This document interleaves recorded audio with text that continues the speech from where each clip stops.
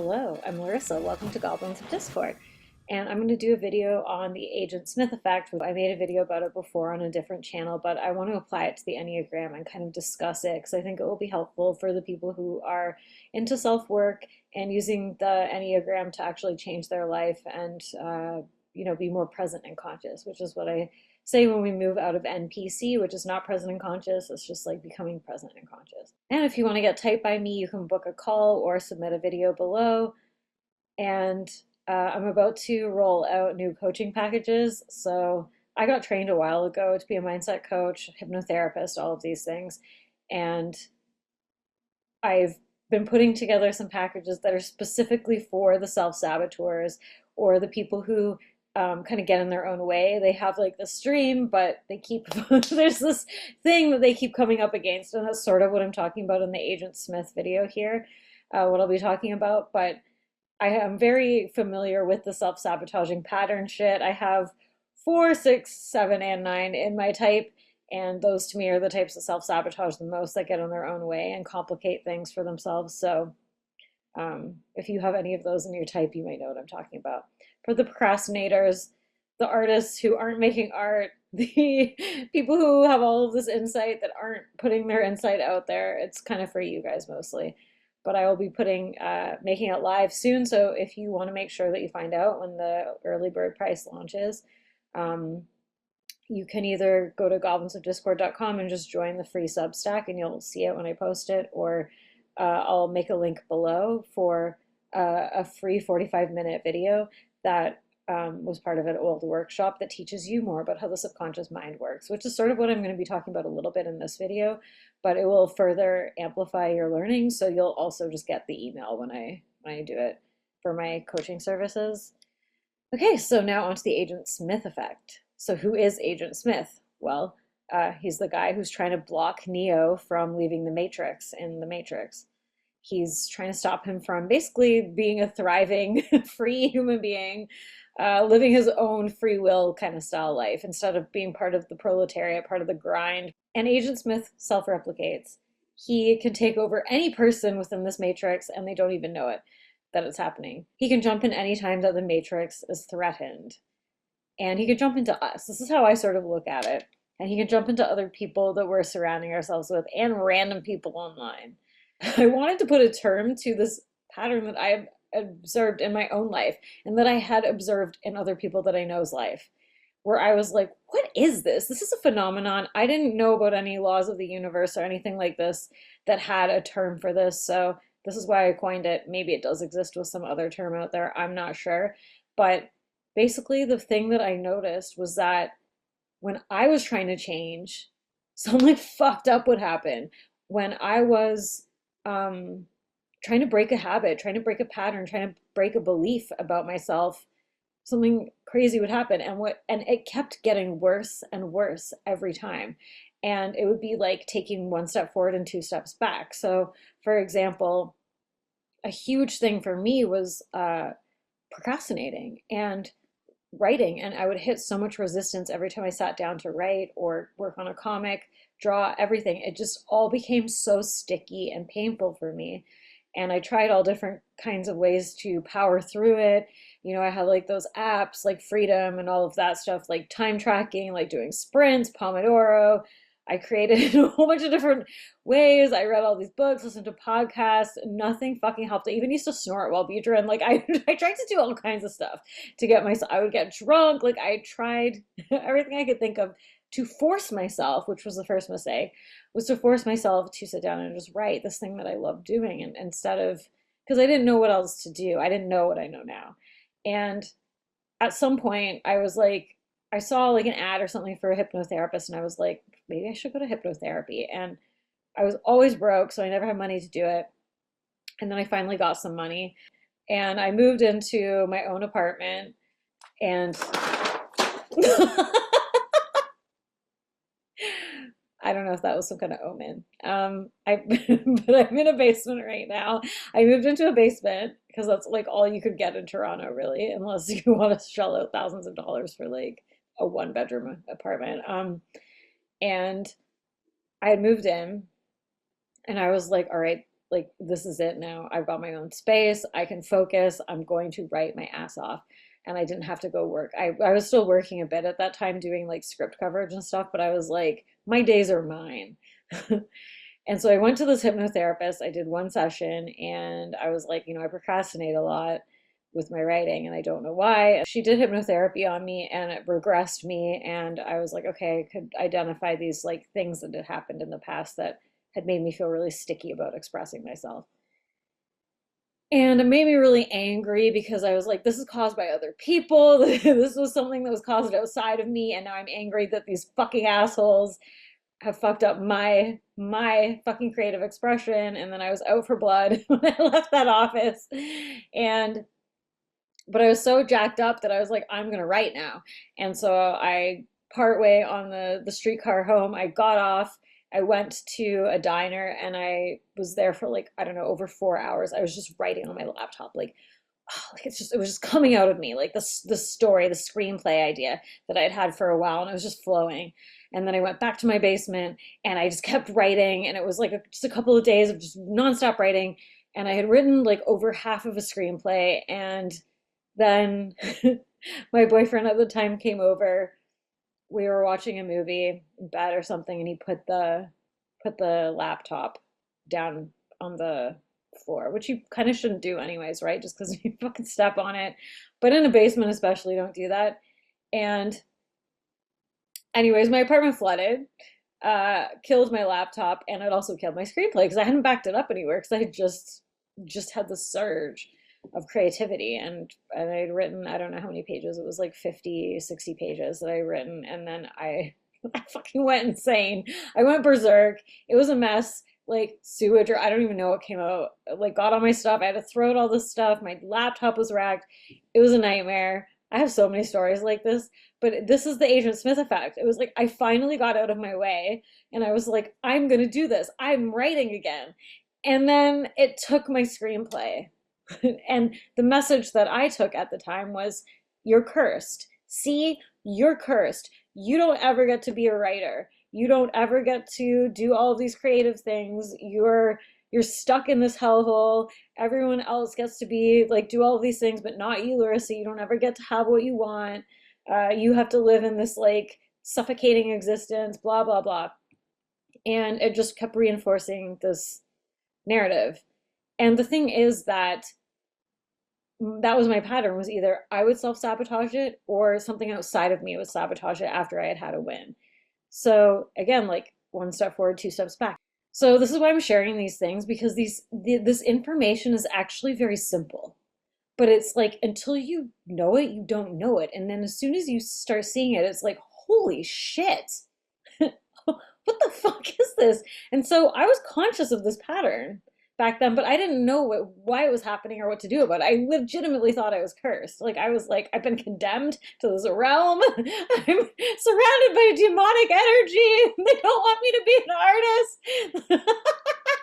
So anyway, so yeah, that's the Agent Smith effect in an example, I guess. Another version of that, to simplify, would be something like, if you grew up in, like, let's say a trailer park, and you always believe like, I'm gonna be broke, my parents were always broke, I never had enough, I don't have enough, blah blah blah. Then you win the lottery, and then 2 years later the money's gone and you're back in the trailer park because you have the identity of a person who's financially scarce, who doesn't have abundance, even though you won the lottery. So the Agent Smith effect happens when we're integrating our shadow, when we're breaking old patterns, when we're taking steps to leave our comfort zone, when we're shifting out of autopilot, out of our personality type program, and when we are not falling prey to the personality trap where I have to do this, I have to do this, I have to do this. And we are shattering the established identity when we want something outside of what we are currently at, because identity is flexible. It's not who you are. Your personality type is not who you are. How you see yourself is not who you are. Who you are is a divine being. You are an astral energy being in a sim suit, okay? And you have your Enneagram code and your instincts and probably a whole bunch of other ones that have been undiscovered. And you have your familial conditioning, your environmental conditioning, your cultural, whatever, blah, blah, blah conditioning. That's not you. None of that's you. Who your parents are, that's not you. Your financial status, that's not you. How you look, that's not you. None of that's you. You're a divine being. You are a being full of light. Your body is yours, but it is not you. Your personality is yours, but it is not you. I hope this makes sense.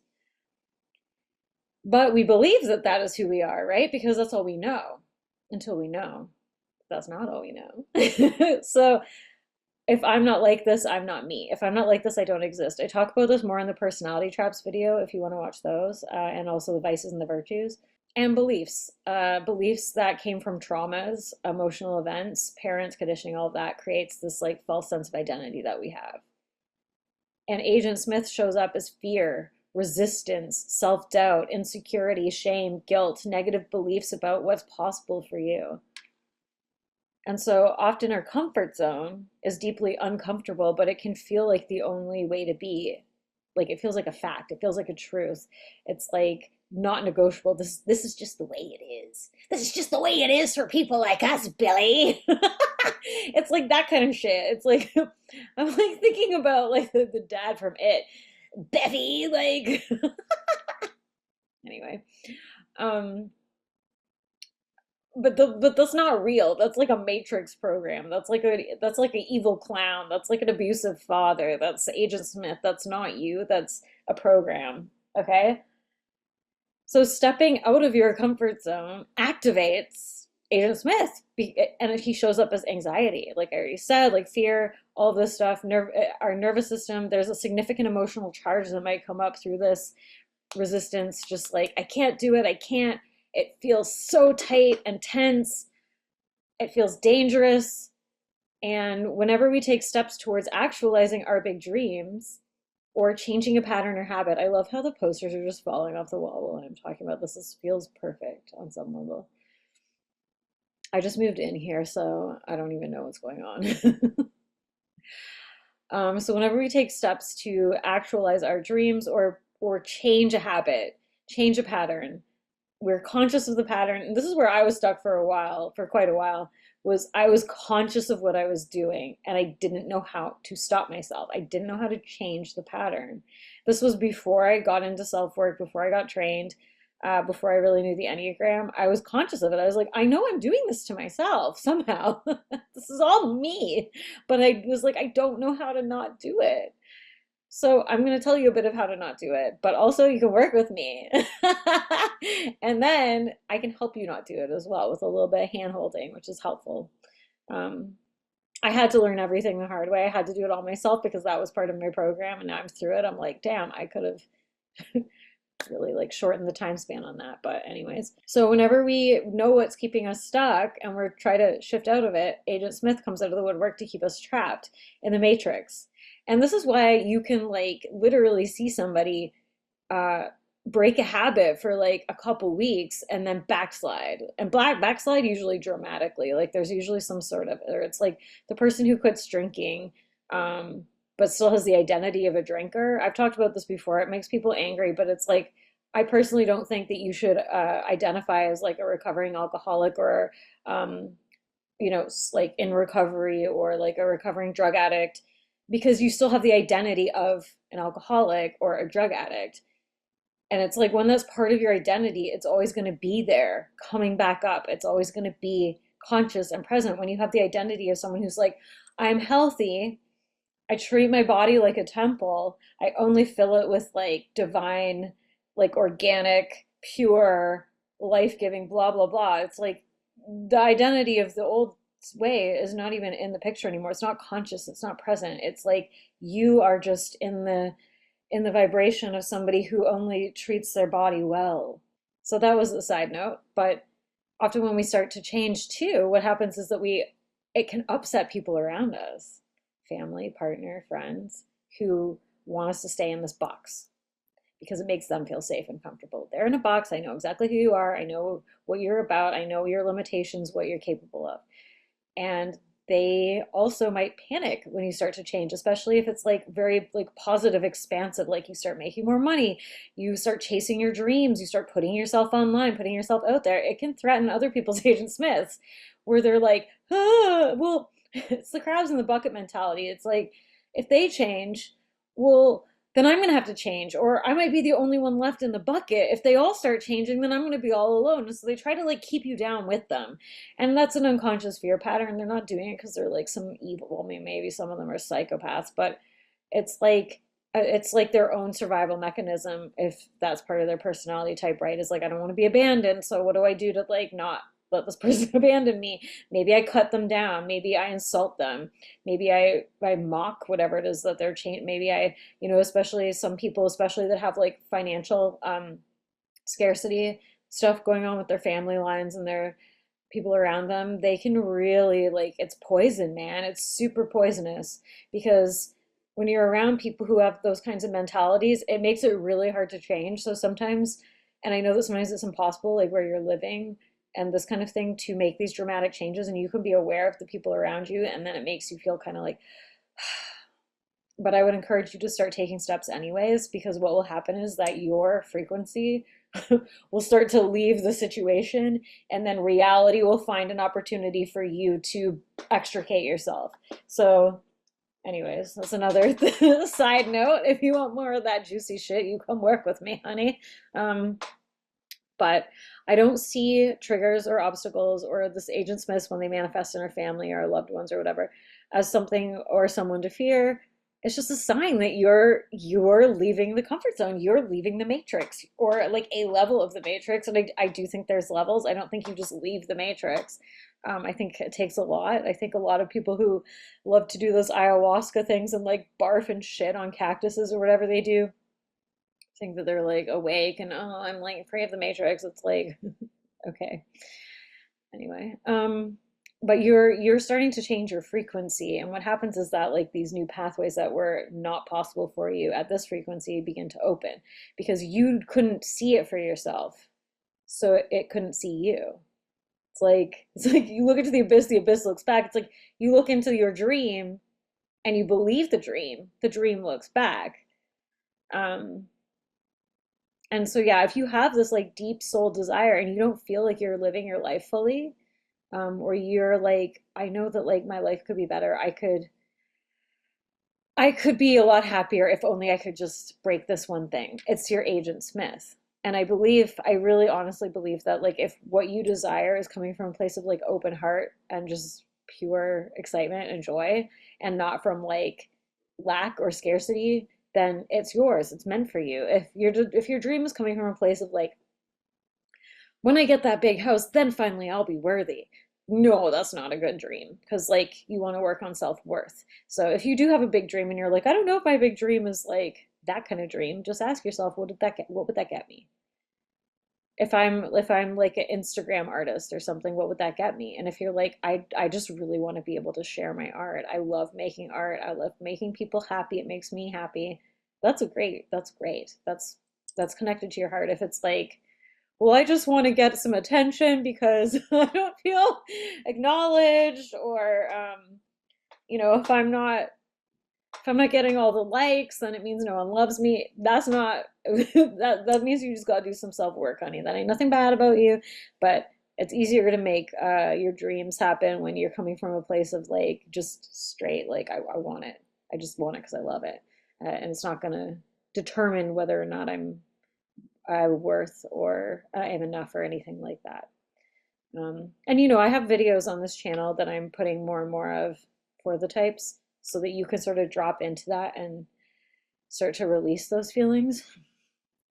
Anyways, we overcomplicate things, not unlike I've been doing with this video.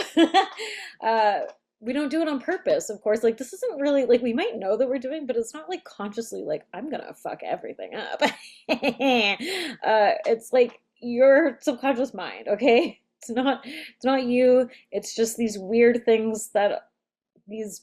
things that make up the human suit that we live in. But these are just also the first level of the Agent Smith that are preventing you from leaving the comfort zone. This is the resistance, the fear, procrastination, anxiety, shame, guilt, not wanting to be seen, like these things. And then the next level is once you're like, all right, well, fuck it, I'm doing it anyways.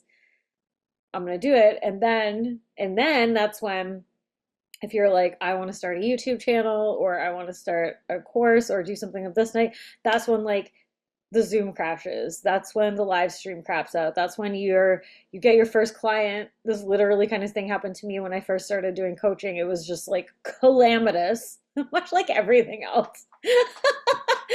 And it's like, and then a jackhammer starts outside of your window when you're trying to like record something. It's these things will just keep happening, okay? And it'll be like Mercury retrograde 3000, detours, obstacles, delays. And when this happens, you catch yourself instead of being like, I knew it, I'm cursed, this wasn't meant for me, that bitch on the internet was lying, I don't get to have my dreams. I don't get to do this, I don't get to be this. No, you drop into your body, you take nice breaths and be like, all right, thank you, Agent Smith, because now you're showing me I'm moving in the right direction. I see you, and everything I feel inside is valid, and I'm going to allow it. Just allow it. Take nice deep breaths for a few minutes and just allow whatever those feelings are, those fears, those anxieties, whatever that is, to come up, those old stories, and just allow them to be there. And then just decide again, reinforce the decision. I'm going to move forward anyways. I'm going to keep moving forward anyways. And what you'll notice is that the Agent Smiths will fall to the wayside. Like, and then, then the third level, at least this is how I conceive it, is that once then you get past that initial hump, and especially if you're putting your shit out into the world and other human beings are going to have to interact with it, that's when the real world Agent Smiths come out. So that can be, again, like people it can be like the online trolls. It can be like rearing their hideous heads, spouting your worst fears at you like they're literal demons. Yeah, and so when I coined this term last year, it was because I needed to put words to this phenomenon that I kept experiencing, because what would happen was that I was trying to be more online. I was trying to put myself out online more. I had tried ages ago multiple times to start YouTube channels and to do all of these things, and I couldn't show up consistently. Every time it would just be like, ah, as soon as people interacted, commented, whether it was positive or negative, whatever, it just disturbed me. I had one video a really long time ago, like that was about, I'm not even gonna, it's unlisted now. Go not viral, but it was like viral-ish, and the comments were insane, and it just totally made me like, I'm not posting any more videos anymore. I don't want to deal with this. And so, some of these old things were coming up for me.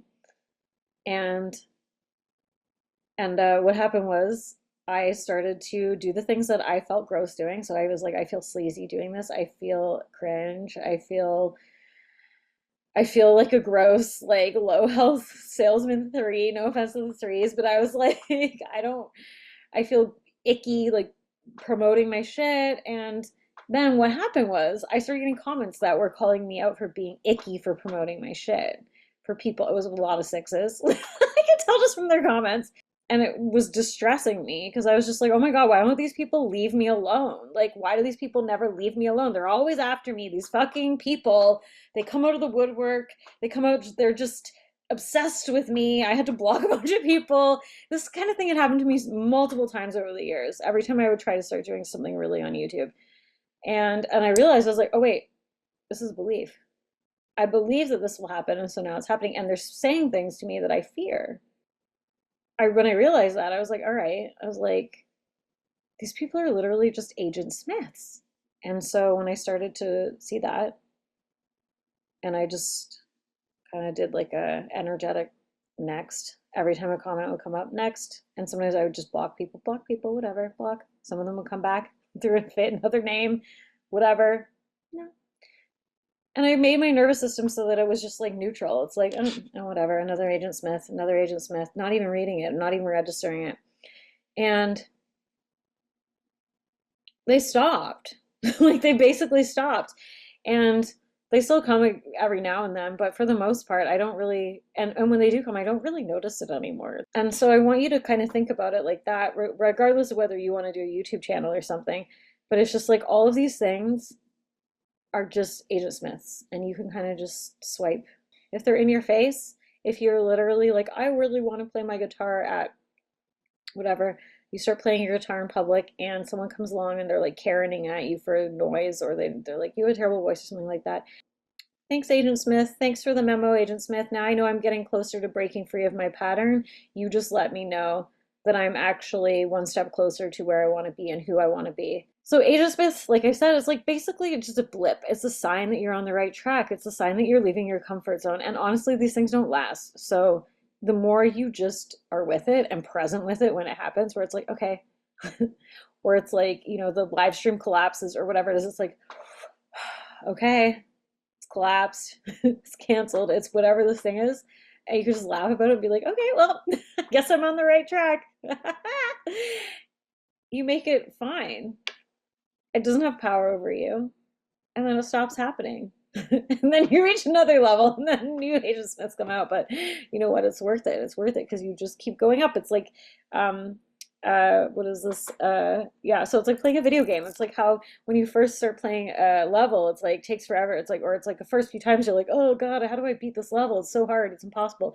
Then you do a few more times and then you're like, oh yeah, this is easy. And then you get to the next level and then it's the same thing. And then you get to the next level and it just becomes easier and easier, like riding a bike, because it becomes like normalized in your nervous system and it becomes like, automatic, like the same way it's like brushing your teeth, tying your shoe, riding a bike, like anything that you at the beginning of were like, I don't know how to do it. I don't know what I'm doing. I don't know how to use my phone or my computer.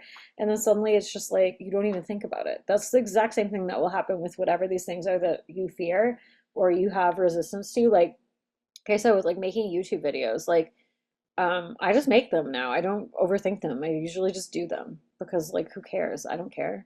I used to care a long time ago. I used to get all worked up and re-record things and like edit them and blah, blah, blah, blah. Like it was a whole, and I wouldn't post things all the time. Now, if I don't post something, it's more usually just because I like forget about it. That oh yeah, I forgot I recorded that and I have to edit it or something. Um, but now I don't care. So you can have that too with stuff that gets you wound up. And I have the same thing with writing now and drawing. And that was a huge achievement for me because I used to have meltdowns and panic attacks and like all kinds of stuff. And now I just do it for pleasure again and it's like fun again. So all of these things that you're facing right now, and it happens with finances, it happens with it just everything in your life, like relationships. If you keep attracting dogs, it's because you keep believe that you're going to keep attracting dogs. It's like in your energy, right? I'm not trying to blame anybody, by the way. I'm not trying to victim blame, but we are co-creators. And so until you accept responsibility that you are co-creating situations, you're always going to be a victim.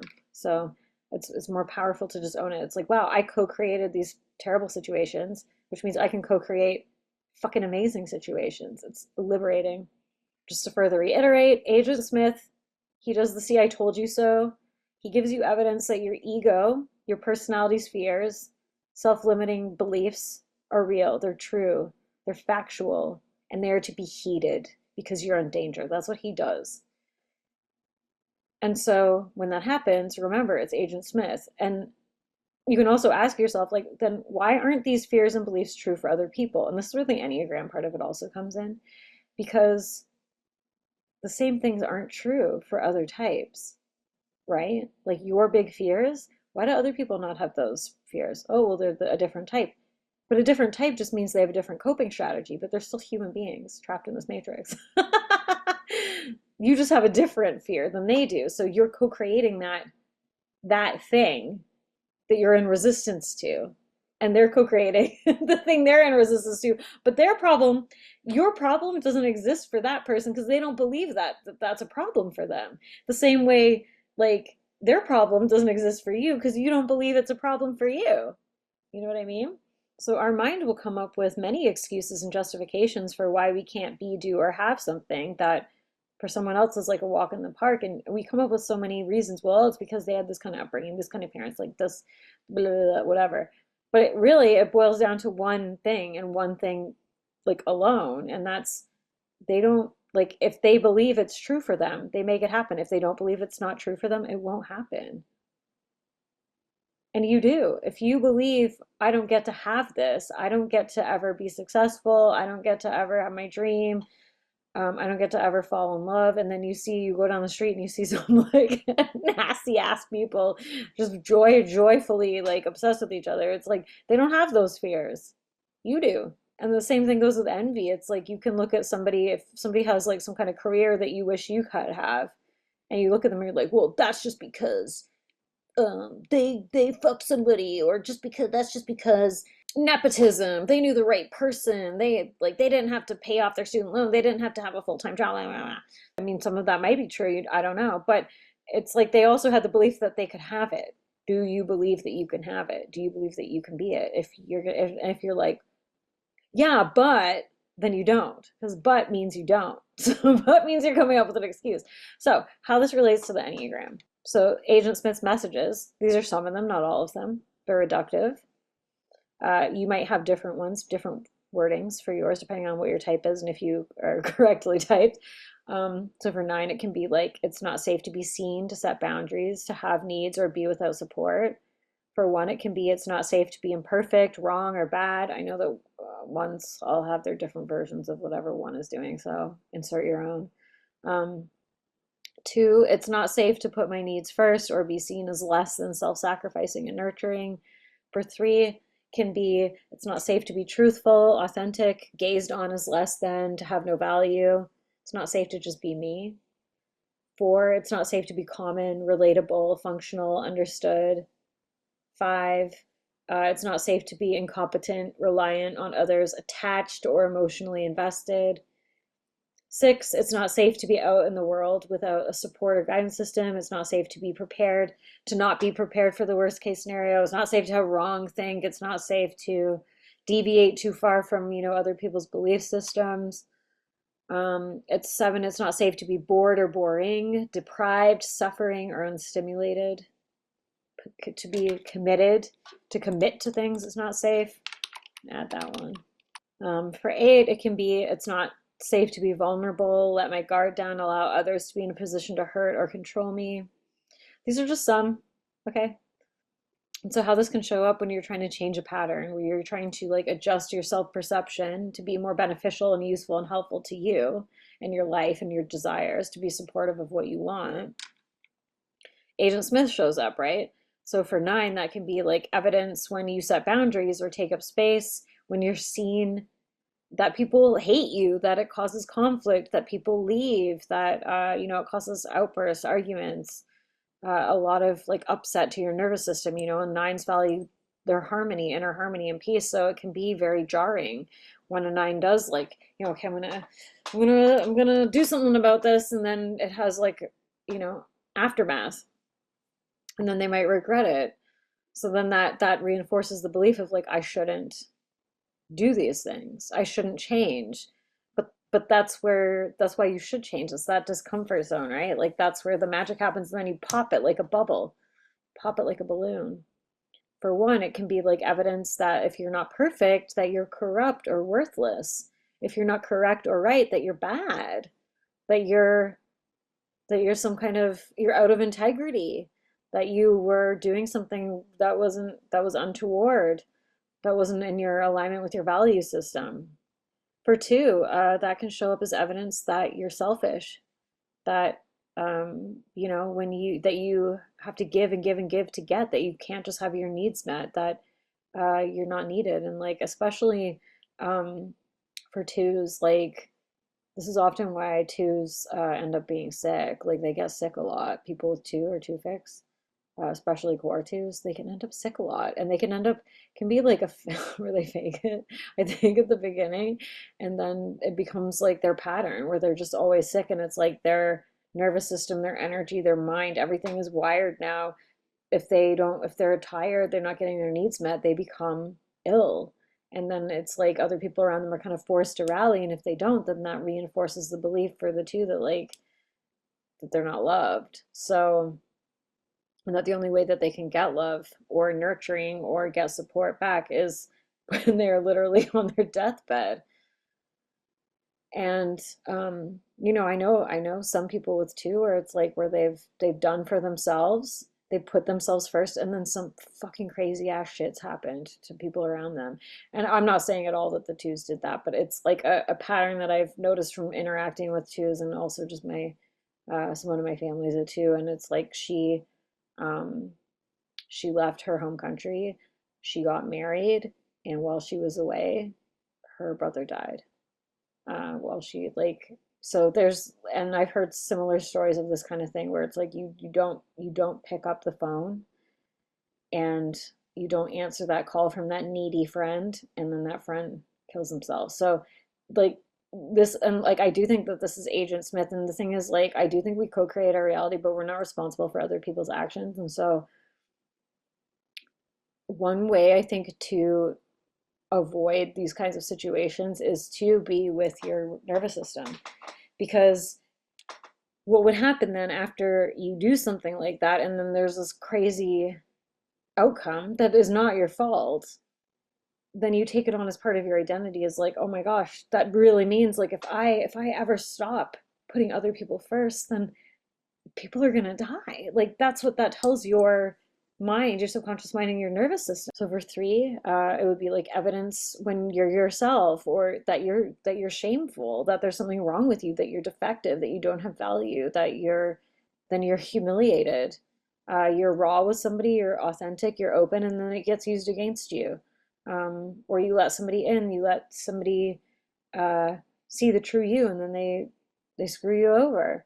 So for four, evidence that when you're functional or not individuating, like not auto-reflexively constantly pushing away, that you're insignificant, that you're common and you're not special. There's this story about Prince and Sinead O'Connor where, because he wrote "Nothing Compares to You," like that was actually his song, and then Sinead O'Connor sung it and it blew up, and it felt like her song. Like it felt so personal because it was so beautiful. Like I can't watch that music video without crying because it's so moving and emotional. And I think like for a four, that's gonna fuck you up because that came from his heart, right? And he used to write songs for celebrities all the time, but that was like his song. He didn't give that one away. And I remember hearing the story that she told where he invited her to his house, and she showed up and he kind of terrorized her. He was so angry. He just hated her so much, and he like she ran out of the house like screaming or something. Like he was so nasty to her. And it was because I think of this, like because the message was sort of like his special thing was then used and outdone by another person. Somebody else did it with even more emotional resonance and depth than he did. I think that would fuck up a four. Like Morrissey hates Robert Smith because they're weirdly similar, right? So because they have similar typological stuff, not quite, but Morrissey hates them. Hates them because they're similar. But you know what? If you don't put yourself out there, then you don't ever get your art out into the world, and you probably don't even finish your art either, because it's lower stakes, right? And then you can go into procrastination or become like Henry Darger, where you just never share your work with anybody. Five. So evidence that when you rely on others, you're helpless, controllable, at the whims of others, sucked drive, energy, and resources. So this could be like a situation where, so this is like when a five uh, has to be with the mundane. I think like four and five have a whole thing I think about that where it's like, and sevens, uh, being with like the mundane bullshit, where a five can't just bury themselves in their obsession. I think that that's a worst case scenario where they have to, especially if they have to be around like the, the crazy people running around like chickens with their heads cut off.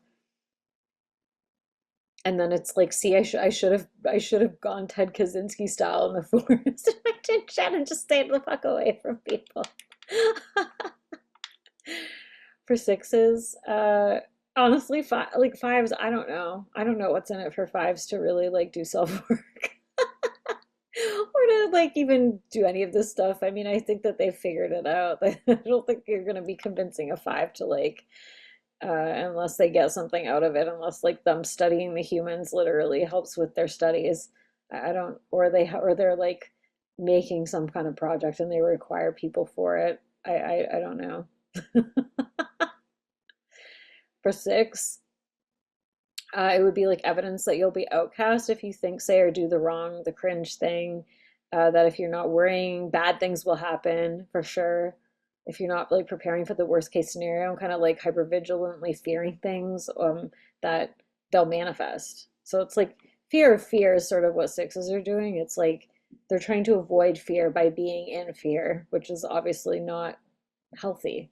So like how this can show up for sixes, especially like anxious sixes, is that when you finally do be like, all right, fuck it, I'm not worrying about this shit anymore. I'm like, I'm over it, blah, blah, blah. Then, then that's when the pipes explode. That's when the parent that you've been like thinking is like, where you're like, oh my God, I'm stressed out all the time. They're going to fall over and die, blah, blah, blah.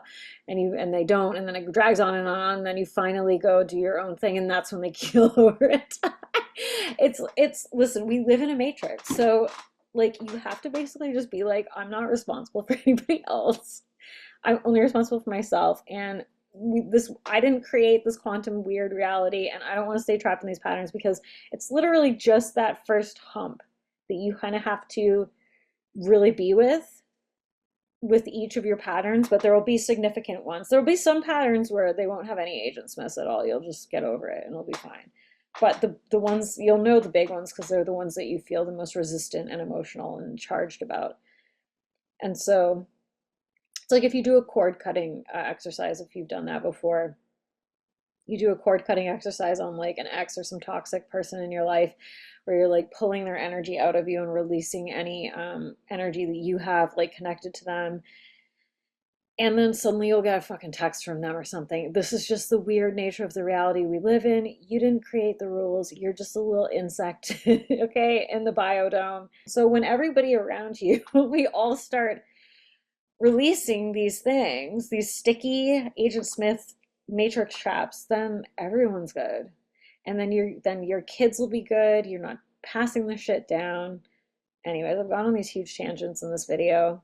It's probably gonna be like 40 minutes longer than it needed to be, but so for sevens, it'll be sometimes it might be evidence that if you settle down or are present or commit to someone or something, that it will cause you to be trapped or suffering. So that has happened a little bit to me in the past, where I have kind of a fear of committing to two things, and then that walls off an option for something else I would have rather done. And it's not that big of a deal. If you're seven and you don't know this, it's your fear of commitment that actually keeps you trapped, because then you don't commit to anything and then you end up with nothing. So it's like, what is that saying? It's like the hawk that goes for all of the mice gets no mice, and the hawk that just goes for one mouse at least gets a mouse.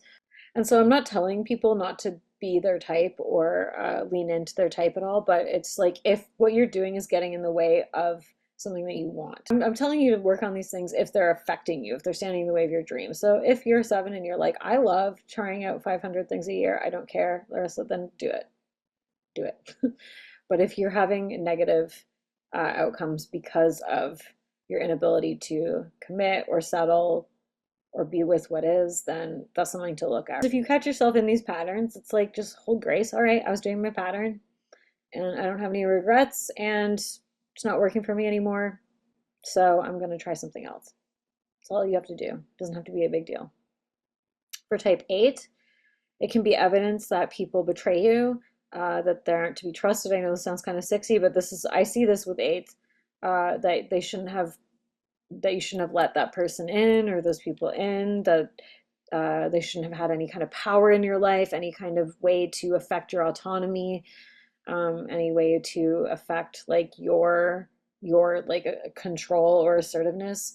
And so, well, yeah, so like obviously the irony of this is like if you have it in your ego that people, this fear of people being able to control you or have power over you, or affect your autonomy or something, you're going to be attracting that. You're going to be literally attracting people who are traitors, who want to fuck with you, who want to steal what you have, who want to tear down what you have, who want to poison you, or whatever the 8 spheres are. So, like, having that fear, being in that resistance will create it. So if you want to have more power and control, you have to let go of the need to have power and control. It's the paradox, again, of the type. It's the personality trap. So if you want to even just like imagine, just for fun, so if any of that felt triggering to you, and you're like, I can't imagine, like my life is this, and like I'm stuck in this rut, Larissa, I want you to just for fun imagine like yourself, okay, that that like a hand, my hand, drops in and pulls out your Enneagram type, completely pulls out your Enneagram type. And it's just you, the divine being, inside your flesh husk. Okay?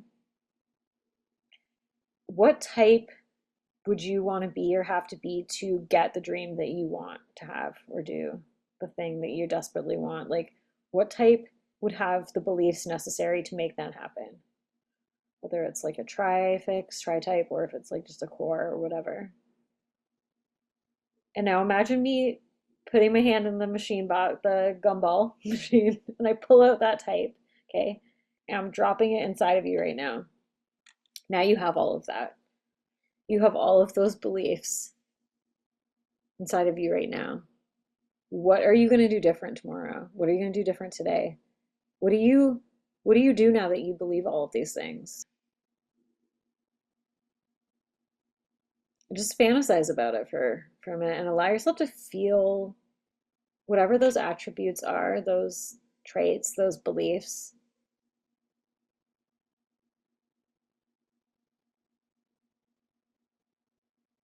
None of the limiting ones, just the expansive ones. What kinds of decisions do you make towards your dreams now?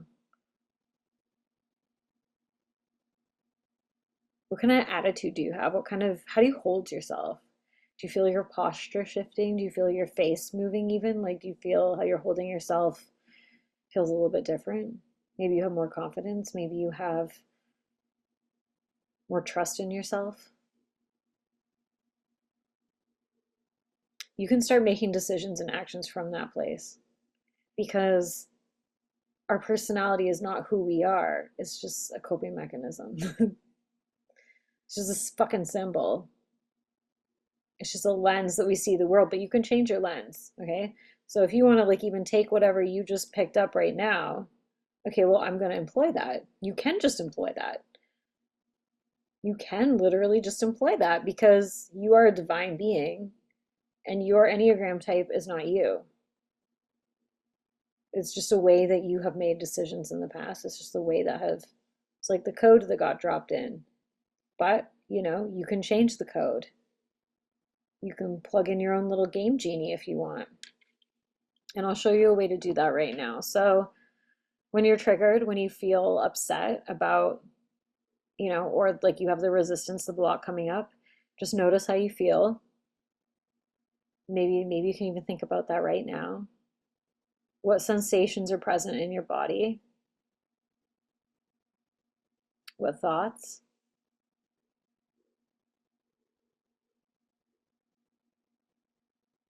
Where do you feel those sensations? Do they have a shape or a color or a name even? Maybe they're another person. Maybe it's not even you. Maybe it's a younger version of you. You can take nice deep breaths while you're doing this too. Just feel your whole body. What happens when you just allow that sensation to be there, that thought, that person, that symbol to be there for like, I don't know, just a little while, just hanging out without judging it, just allowing it? What happens when you just show it a little bit of tenderness? Maybe some unconditional love, forgiveness.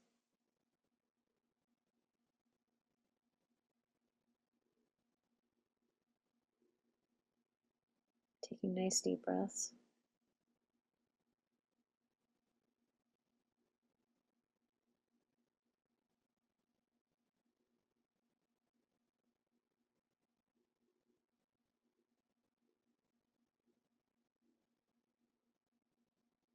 And what do those emotions or thoughts tell you about yourself?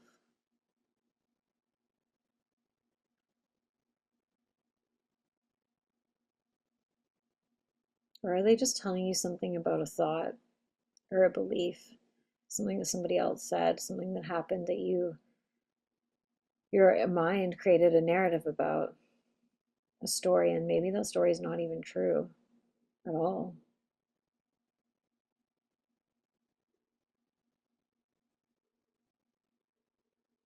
Does whatever's coming up for you feel empowering, good, supportive, helpful to you and to your dream?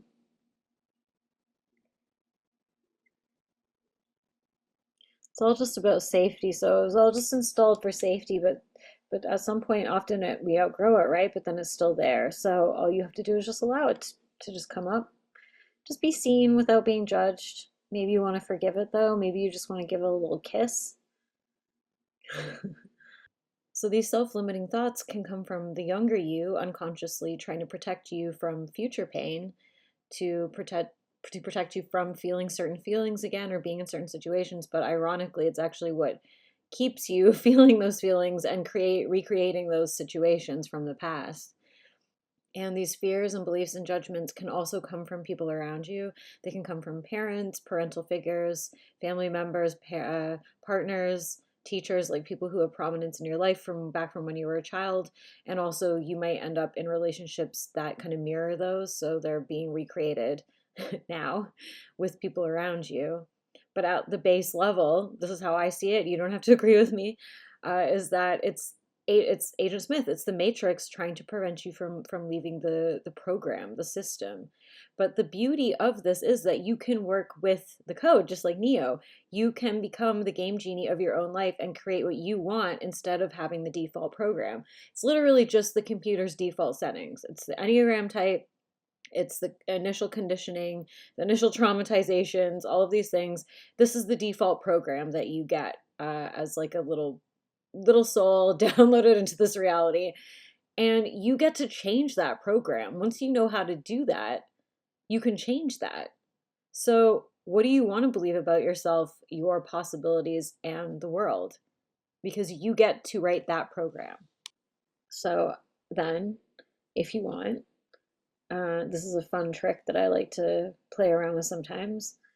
You can take that old crusty thought or that fear, that anxiety, that shame, that worry, that belief that you know isn't true. And it might have been something like, I'm a loser. And maybe you can flip that to, I'm the fucking bomb.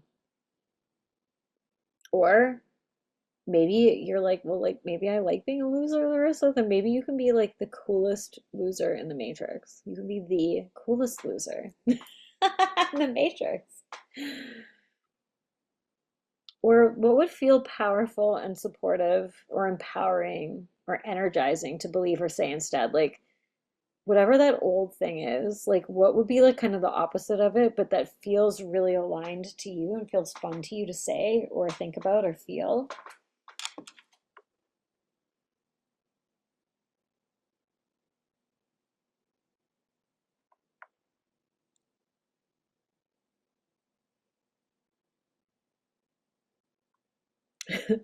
One that I used to bust some of my 7 commitment issue stuff was commitments aren't even real. That won't work for everybody.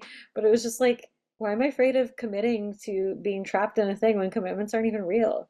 I can walk away from anything at any time. No one actually can hold me to a commitment. I can just break the law. I can do whatever I want to. So commitments aren't even real. And then having that feeling of choice means the commitment doesn't feel like pressure or like I'm being trapped. I'm not likely. The thing is, you're not likely to actually leave a commitment. If you think about it that way, it just doesn't feel like pressure, right? So you just take the pressure out of it. I recently discovered this thing called ominous positivity, and I think that it's so perfect for sixes and six fixers. So it's like, I mean, it's exactly what it sounds like, but it's like inevitable, like the best case scenario is inevitable. So it's like taking that anxiety that you have about the worst case and instead just kind of like imagining it. It's like if you're spiraling, right? Oh my God, this could happen, that could happen. What about this could happen? that's gonna happen. Oh my God, that absolute best thing ever is going to happen. I can't stop it. I can't stop it from happening.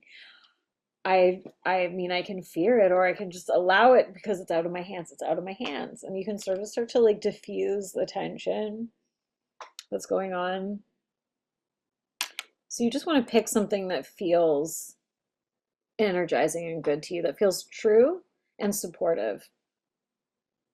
So it might not be the exact opposite, it might just be a pivot. It might just be like a shift that might feel more comfortable for you to say as you like sort of transition upwards, right?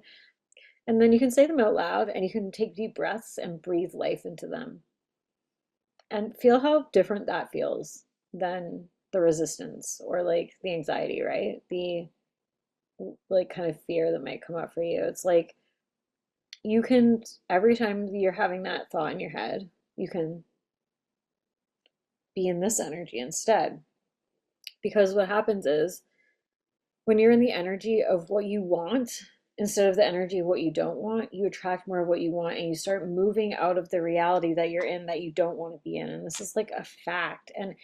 And even if it's like a slow period of time, like it takes weeks or months or something for you to actually get to that, you're gonna not be in resistance to your present moment and it's just not gonna feel as terrible. And I've been doing this semi regularly. And so I was in a very stressful situation recently, and it triggered a bit of old narratives, and which was amazing because it brought them up to be healed. I was like, oh, I was like, wow, wow, a lot of stuff's coming up for me. And then I was like, well, that just, okay, well, that's great actually, because this is clearly still lingering in my field and I didn't realize it. And it was actually, I'm creating from this energy that I wasn't even aware of. So when you're triggered, it's always an opportunity. It is not something like bad or something to be feared. It's like, oh, here's something that's like fucking up my manifestations. Here's something that is creating the reality that I don't want to be in. So I'm just gonna be with it. Like, what is this? Be an investigator, be an adventurer, be a mad scientist. And so what I did was, instead of being in this like angry, resistant, like state, which I wasn't for a little bit, I then went and I took a beat and I was like, imagined. I was like, okay, well, what is the energy that I like? What do I actually wish was my scenario? What do I wish I was living in right now? What do I wish my reality was right now? And I sat with that and I was like, breathed life into that. And then I was imagining that. And suddenly the situation I was in didn't feel as terrible because I was like, this is temporary. I'm just here for a short moment. And then mm, this is where I belong, is over in this reality. And it just diffused it. So it's incredible what we are capable of doing and how much emotions and thoughts control our external reality. Anyways, if you want to work with me, you can click below. Like I said, you can get on the waiting list for my coaching packages that I'm about to drop. Goblinsofdiscord.com to sign up for the free Substack, or you can click on the freebie below and that will put you on the list. If you want to get typed, you can below. If you want more content like this, then please like comment below. I really enjoy making this type of stuff as well as like the kind of more fluffy typing videos and stuff, which are more just kind of fun for me to do. But I really would like to continue to make this kind of stuff. So if you're enjoying it, please let me know if it was helpful for you. And I'll see you in the next video.